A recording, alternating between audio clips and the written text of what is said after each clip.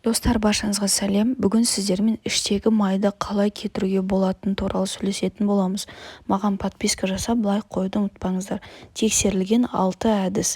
Іштегі майдан құтылудың алғашқы қадамы тамақтану рационын өзгерту. Сол себепті ас мәзірінен газдалған сусындар мен пакеттегі шырындар, тәтті спорттық сусындарды алып тастаңыз, бірақ жемісті қалдырыңыз. Екінші жолы ақуызды көп жеңіз. Мұны жұмыртқа, балық, теңіз өнімдері, бұршақ, жаңғақ, ет және сүт өнімдерін тұтыну арқылы толтыруға болады.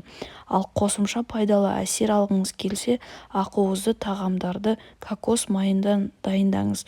Ол да іштегі маймен күресуге көмектеседі. Ұсынылатын доза тәулігіне 2 ас қасық. Күнделікті тамақтану рационында көмірсу мөлшерін азайтыңыз. Көмірсуға тәтті және ұннан жасалған тағамдар жатады. Төртінші, клетчаткаға бай тағамдарды жеңіз. Оған көкөніс, жеміс, бұршақ, сұлы тәрізді дәнді дақылдарды көп жесеңіз, тез арықтауға алып келеді. Бесінші, жаттығыңыз. Серуендеу, жүгіру, жүзу және басқа да аэробтық жаттығулар бел аймағындағы майымен тиімді күреседі. Олар сондай-ақ болашақта салмақ қосуға жол бермейді.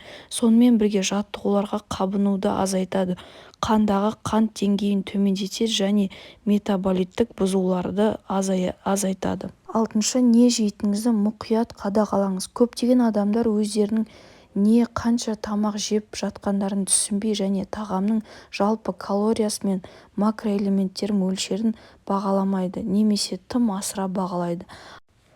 Мейлі өміріңіздің соңына дейін өлшемесеңіз де, арықтағыңыз келетін уақытта өлшеп тексеріп тұрған қажет.